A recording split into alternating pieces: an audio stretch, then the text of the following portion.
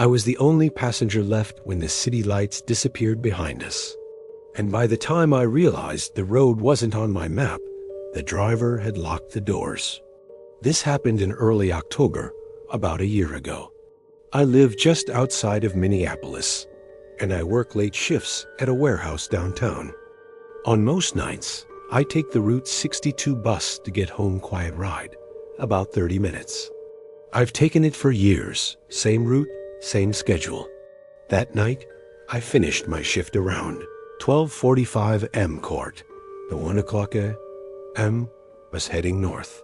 At first, there were a couple of other people on board when I got in, an older man in a hoodie half asleep near the back, and a woman quietly scrolling through her phone near the front.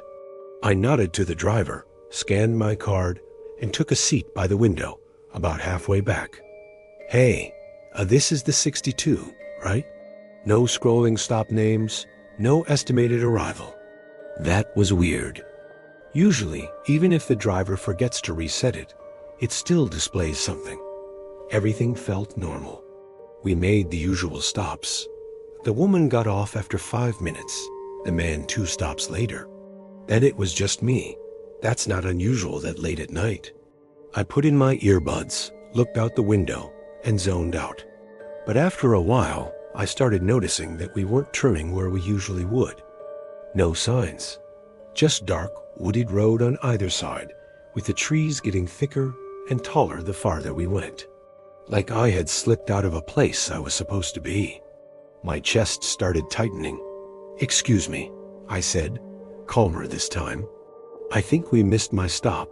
I need to get off." We passed a few intersections I didn't recognize. I took one earbud out and looked up at the route screen. It was off. Just blank. I leaned forward a little. The driver didn't respond. He just kept staring ahead, both hands on the wheel, eyes fixed on the road. Just a gray dot and a spinning wheel.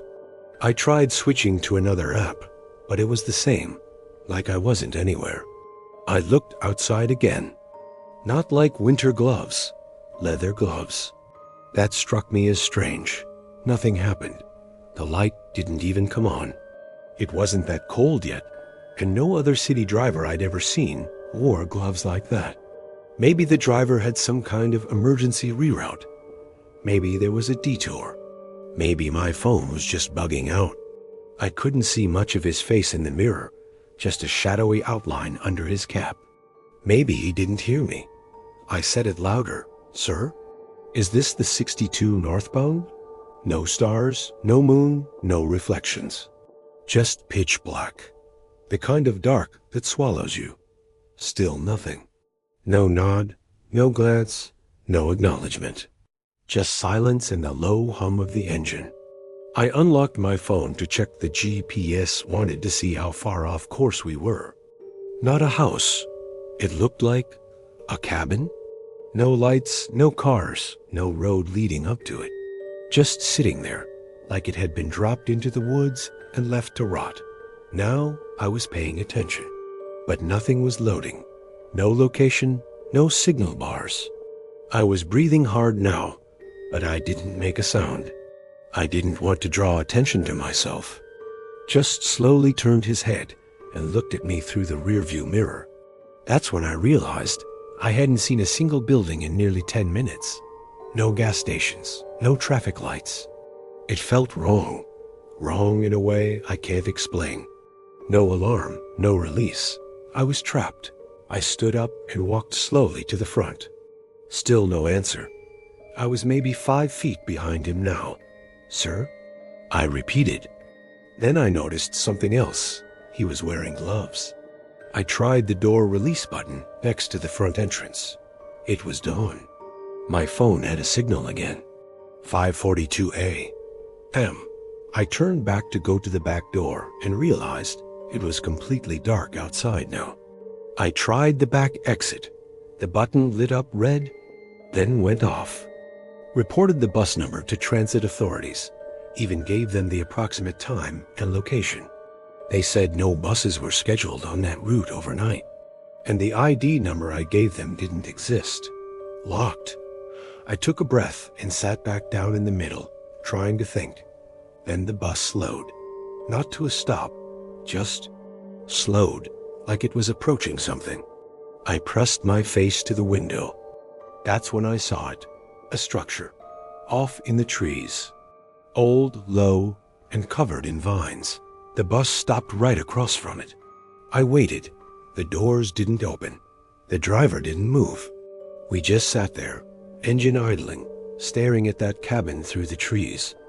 Then, the driver finally spoke. In a low, scratchy voice, like he hadn't used it in a long time, he said, "This is your stop." I didn't move. "What?" I whispered. He didn't answer. His eyes were completely white. No pupils, no irises, just white.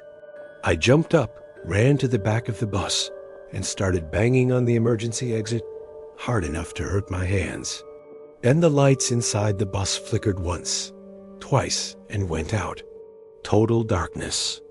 And I swear I heard footsteps coming up the aisle behind me. Slow, heavy, one at a time. But when I turned around, no one was there. I don't remember how I got out. The next thing I knew, I was lying in the grass near a freeway overpass with cars flying by. I flagged down a delivery van and got a ride back home. I haven't taken a bus since. And when I drive past wooded areas at night, sometimes I still see that same cabin through the trees, waiting. I only stepped off the bus because she looked directly at me and mouthed the word "help." But by the time my feet hit the pavement, she was gone, and everyone claimed she'd never been there at all. This happened about 2 years ago, when I was living in Portland. I worked late shifts at a little bar near Hawthorne, and by the time I clocked out, it was almost always past midnight. When the bus pulled up, it was nearly empty, except for a guy near the front scrolling through his phone, the driver, and a girl sitting in the very back. I'd barely noticed her at first. She had her hood up, knees pulled close to her chest, and she was staring straight ahead. Her posture was off, rigid, like she was afraid to move. I didn't have a car back then, so I relied on the number 14 bus to get me home. Face pale, like someone who hadn't seen daylight in weeks. It was jarring enough that I took out one earbud, thinking maybe she'd said something. That's when she leaned forward just slightly and mouthed one word almost too quietly to hear. "Help." It was a cold, wet Thursday night quiet, just the way I liked it. The girl stood too, and as she passed me down the aisle, she whispered something I still can't fully explain. It wasn't even words, really. Just breath and panic and something like, "Please." And then she stepped off into the dark. No sounds, except the bus doors hissing shut behind me. I took a seat in the middle of the bus, 2 rows ahead of her, and put in my headphones. I remember thinking the air inside felt colder than outside. She'd just gotten off. How could she vanish like that? He opened it with an annoyed look. I looked around the lot, behind the gas station sign, even toward the alley beside it. Nothing. Just wind and the hum of a flickering street lamp. I just felt this sudden, electric jolt of fear, like if I didn't follow her off the bus, something awful was going to happen. I pulled the cord for the next stop. The windows were fogged up more than usual, too, like no one had breathed in the place for hours. Her eyes flicked toward the driver, then back to me. Empty. I turned to the man still on his phone near the front. It wasn't until we passed 50th and Powell that I glanced back again. The girl was staring at me now. And not just looking staring. Eyes wide, unblinking. At first, I thought maybe I imagined it. But then she did it again, more desperately this time. "Help." I stood up. I didn't even know what I was going to do. The bus hissed to a halt near a closed-down gas station. The fabric was cold and slightly damp, like it had just been vacated. I stared at the window she'd been pressed against. In the condensation, I could just barely make out the smeared outline of a handprint. Full sprint. Didn't stop until I was inside, doors locked, lights on. Never heard about anyone matching her description in the news. Either. I've tried to rationalize it. Maybe I dozed off and dreamed the whole thing. Maybe I imagined her. I stayed awake until sunrise, just listening. I followed, just seconds behind. The street was empty. There were no cars, and no girl. Maybe I thought if I walked the direction she had, I'd see her. I took a few cautious steps toward the alley behind the gas station, even though every instinct told me to go the other way. Maybe I just didn't want to be on that bus anymore. I spun around. I turned back to the bus. The driver hadn't pulled away yet, so I ran up to the door and knocked on the glass. "Where did that girl go?" I asked. "The one who got off just now." The driver furrowed his brow. "You were the only one who got off," he said. "No, the girl in the back," I insisted. "She got off just before me." He looked genuinely confused. "There wasn't anyone else back there. It's been just you and the guy up front since downtown." That didn't make any sense. I climbed back on and walked straight to the back seat. "Did you see the girl sitting back here?" He looked up. "Sorry, man. I didn't see anyone else get on." Now I was starting to feel sick. I sat down in the seat where she'd been. The driver cleared his throat. "Are you getting back off?" I stood slowly. "Yeah." I don't even know why I got off again. But when the doors closed and the taillights faded down the road, I realized how alone I was. Then I heard it. Footsteps, light and fast like someone running barefoot, but not away, toward me. I turned around so fast I nearly fell, but there was no one there. Just the wind scraping garbage across the lot. I ran home that night. I never saw that girl again. But I still think about that handprint. And sometimes, when I ride the bus alone at night, I glance into the back row, just to make sure no one is sitting there, watching me, mouthing the word help. He never blinked. The whole ride, he just sat there dead, still in the last row, like he was waiting for something to happen. This happened in 2019, back when I was living in Seattle and working the late shift at a printing warehouse. My shifts ended around 1:30 a.m., and since I didn't have a car at the time, I took the number 49 bus home almost every night. At that hour, the bus was usually dead, maybe one or two other people, sometimes just me and the driver. Quiet, empty, predictable. But not that night. It was a Thursday, cold, rainy, and bone-tired kind of quiet. I remember the bus arriving a few minutes late, tires hissing on the wet pavement as it pulled up to the stop. I climbed aboard, nodded at the driver, flashed my pass, and took a seat in the middle row on the right side, facing forward. Pale, thin, and dressed in clothes that looked slightly too big for him. Not a scratch of the face, not even a blink.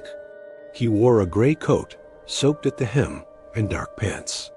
His hands rested on his knees, and his head was slightly tilted forward, eyes staring straight ahead. As we pulled away, I glanced toward the back, and that's when I noticed him. Late-night riders were often weird. I put in my earbuds and stared out the window as the bus crawled through the sleepy streets. I even pulled out my phone to distract myself, but the screen felt too bright, like it might draw his attention. A red light near an intersection I knew well. I took the chance to glance at the window's reflection behind me, to see him without turning around. But after a few stops, I started to notice something wrong. But now, he wasn't sitting straight. Toward me, a man sitting in the far back corner. At first, I didn't think much of it. Like someone who doesn't know how to smile trying their best to imitate one. He hadn't moved, not once. The only sounds were the low hum of the engine and the occasional rattle of the wipers. I shifted in my seat, trying to peek back again without being obvious. His head was tilted slightly lower now, like he was staring at the back of my seat. He gave me a quick glance in the mirror. "Hey, that guy in the back," He's kinda creeping me out. Not a shift in posture. We hit maybe 6 stops along the way, and at each one I glanced back just to check. Same position. Same forward stare. Same unnatural stillness. It started getting to me. I turned off my music so I could listen better. What? No, he's been there the whole ride. I saw him when I got on. Haven't had a single other rider since I started the route. I would have seen someone get on. I swallowed hard. Told myself I was just being tired and paranoid. I thought about switching seats closer to the front, but didn't want to make a scene in case he was just a normal guy being weird. We were about 5 minutes from my stop when the bus hit. He was still there. People say this line's haunted. Same spot every time, back row, right corner. Shows up when it rains. He had leaned slightly forward. Just a faint wet patch on the seat where someone might have been sitting, but no sign of anyone. I felt it then. That pressure in your chest when you know someone's watching you. I turned my head just a bit. Slowly, his eyes were open wide. And sometimes, when I pass a bus stop and see the number 49 slowing down, I look through the windows just to check. And he was smiling. A small, lipless smile that made my stomach knot up. Not friendly, not amused, just wrong. I panicked a little and stood up, walking briskly to the front of the bus and taking the seat directly behind the driver. "You good?" he asked. "Yeah," I muttered. "Just tired." I didn't want to sound crazy, but after a second I leaned forward. The driver looked confused. "What guy?" I hesitated. "In the back row. Pale guy. Gray coat." The driver actually turned a bit in his seat to glance down the aisle through the mirror. Then he looked at me, more serious now. "There's nobody back there." I laughed nervously. He shook his head. "You were the only one to board tonight." I turned slowly and looked down the aisle. Empty. Every row. Every seat. The back row was completely vacant. No coat. No man. My blood ran cold. "I swear, he was there," I said, my voice barely above a whisper. The driver didn't respond for a few seconds. Then he said, I stared at him. "You're serious?" He didn't answer, just faced forward and kept driving. I got off at my stop without looking back. I didn't even thank him.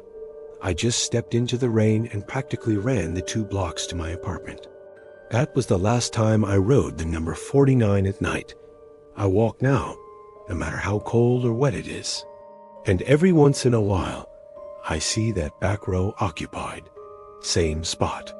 Same pale figure, smiling. The bus didn't have a number, but the driver greeted me by name and asked how things were going with my ex. This happened 2 years ago, during one of the worst weeks of my life. I was 21, working late nights at a bookstore and couch hopping after a rough breakup. My ex, Amanda, had started showing up at places I didn't expect outside my job, near my friend's building, even once at a cafe I had never brought her to. It had gotten so bad, I changed my phone number and started taking alternate routes home just to avoid her. The driver, an older man in a faded cap, looked right at me and said, That night, I left work around 10:30, later than usual. It was pouring sideways rain, the kind that hits your ankles even with an umbrella. I missed my usual bus by maybe 30 seconds. The taillights disappeared down the block as I jogged through puddles, or tried a strange bus that had just pulled up to the stop. I hadn't seen it before. No route number, no destination on the screen, just a blank, humming bus with dim interior lights. I was freezing, soaked, and stuck with a choice. Wait another 30 minutes in the cold? The doors hissed open. Long day, huh, Tyler? 3 people scattered in the back, silent, faces half lit by flickering bulbs overhead. No location. Just a spinning dot that couldn't find me. They didn't look at me. One woman seemed to be staring out the window into nothing. Amanda. Says you've been ignoring her. I took a seat close to the front, suddenly uneasy. Something felt off. The smell, maybe like wet carpet and iron. The air was thick and warm, but not comforting. I blinked. I hadn't introduced myself. I definitely didn't recognize him.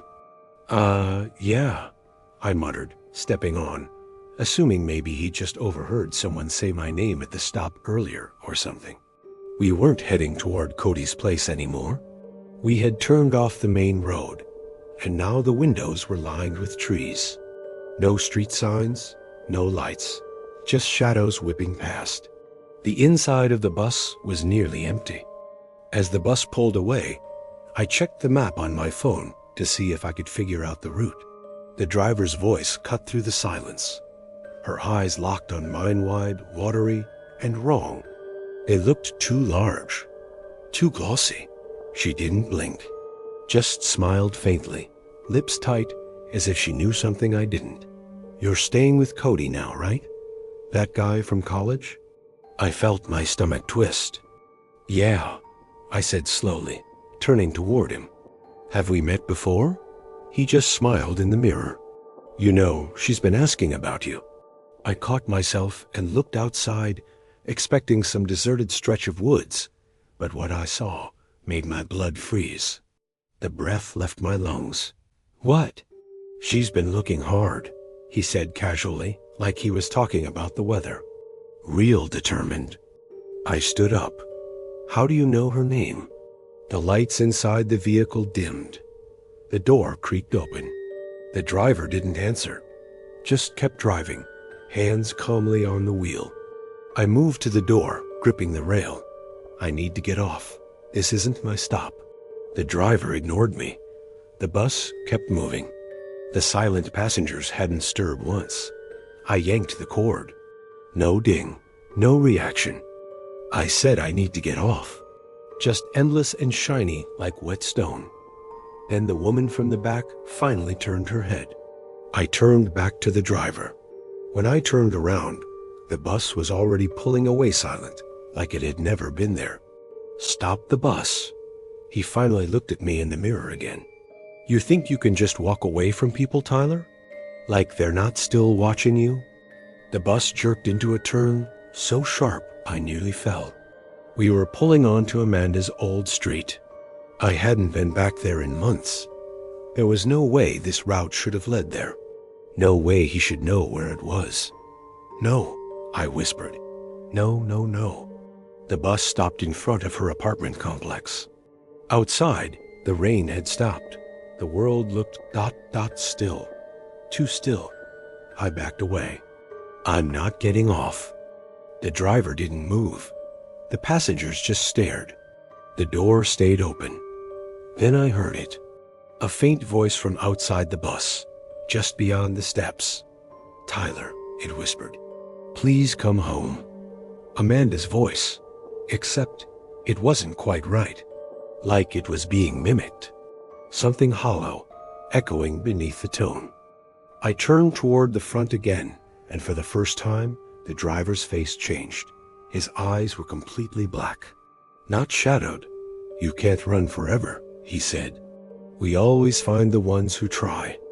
I bolted to the back of the bus, ignoring the watchers as I shoved open the emergency exit and tumbled into the wet street. The door slammed behind me. I didn't see it drive off. It just vanished into the dark. I ran the rest of the way to Cody's, shaking, soaked again, heart hammering in my chest. I've never seen that bus again. I take the train now, or I walk, but sometimes, when I'm alone on a quiet street, I swear I hear brakes hiss behind me, and someone whisper my name. I wasn't the only one pulling the cord, but I was the only one still on the bus. This happened 2 winters ago, when I was still in college. I had a night class that ended around 9:30, and by the time I got out, it was already dark. The kind of bone-deep cold that makes your eyes water the second you step outside. Just me, a guy in a puffy camo jacket near the front, and some old woman bundled in scarves in the very back. The lights on the bus flickered as I got on, and I caught a quick glance at the driver, older guy, probably late 50s, eyes locked straight ahead like he hadn't even noticed me. But he took my fare without a word, and I headed toward the middle seats. I lived off campus and usually took the number 63 bus back home.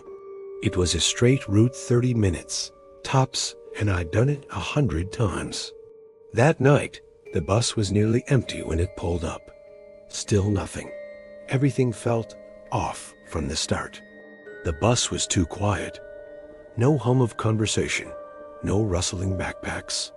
I pulled the cord as we approached my stop, the same way I always did. Just the occasional creak of the brakes and the soft whine of the heater. Look, I need to get off. You just passed my stop. Even the two other passengers barely moved. No music, no phones, just blank stares and silence. His face didn't change expression. Sit down, he said. We're not there yet. I looked back at the guy in the camo jacket, hoping maybe he'd speak up too. He didn't even look at me. Neither did the woman in the back. Just this eerie stillness, like he was frozen in place. We passed my usual landmarks: Main Street, the gas station, the Walgreens. Nothing happened. The light above the driver didn't ding, and the bus didn't slow down. I waited a second and pulled it again. Hey, I called out, loud enough to be heard over the engine. That was my stop. The buildings were spaced out now. Fewer streetlights, just dark shapes rushing past the fogged-up windows. I reached for my phone, but there was no signal. Just a spinning wheel. At least I thought they were. But something about her face looked wrong, like her features weren't quite aligned. The driver didn't turn. He just said flatly, "We're not there yet." I sat there, confused, as we kept rolling down the street past my stop, past the corner where I usually got off and walked the 2 blocks home. I tried the cord again. This time I heard the faint ding, but the driver made no move to stop. "We're not there yet," he said again, louder this time. Same tone, like a recording. I stood up and walked toward the front. They looked rusted, faded, almost blank. No traffic, no headlights, just standing facing me. Just us, this bus, and 3 people who suddenly didn't feel like people anymore. I stepped up behind him and shouted, "Stop the bus! Let me off!" He finally looked at me. His eyes were gray, dull, like someone had drained the color out of them. Not at a stop, just at the side of a road that seemed to stretch forever into woods I didn't even know were part of the city. Something in my stomach twisted. I turned to the man in the camo jacket. "Can you believe this? He just missed my stop." I looked out. There were no houses, no streetlights, just trees. Black trees with no leaves. He didn't move. No blink, no reaction. Everything looked washed out, colorless. Like a dream, no, a nightmare. Until city streets started to return. Until the camo man was gone. Until the woman in the scarf faded into the shadows. My heart started beating harder. I walked toward the back, to the old woman in the scarf. Asked me what I was still doing on board. "Excuse me, did you see that? He's not stopping." She didn't even seem to hear me. Her eyes were closed. The bus turned onto a street I didn't recognize. I pulled the cord again. This time, I yanked it 3 times. The sound echoed through the bus. "We're not there yet," the driver said again. Now I was panicking. Without turning, he muttered, "You should have gotten off when you had the chance." My blood ran cold. We passed another intersection. I didn't recognize the street signs. I ran to the emergency exit in the back and slammed my hand on the release bar. It didn't budge. I hit the windows. Screamed. Nothing. I turned back, and the woman in the back seat was standing now, without a sound, without ever seeming to move. The man in camo was standing too, head tilted, eyes empty. The lights on the bus flickered again, dimming to this awful yellow hue. I sprinted down the aisle and banged on the driver's partition. "Let me off, please." He finally looked at me again, and this time he smiled. The bus began to slow. The doors opened. Cold air rushed in, heavy and unnatural, like it was being pushed inside. The driver looked at me and said one final thing. "We're here." I didn't get off. I backed into a seat, curled up, and waited until the world outside the window slowly shifted again. The bus pulled into a depot an hour later. The driver? Now a completely different guy. Young, confused. I never found that route again. Bus number 63 doesn't go past Main Street. It never has. But sometimes, when I pass the stop I should have gotten off at that night, I still hear that voice. "We're not there yet."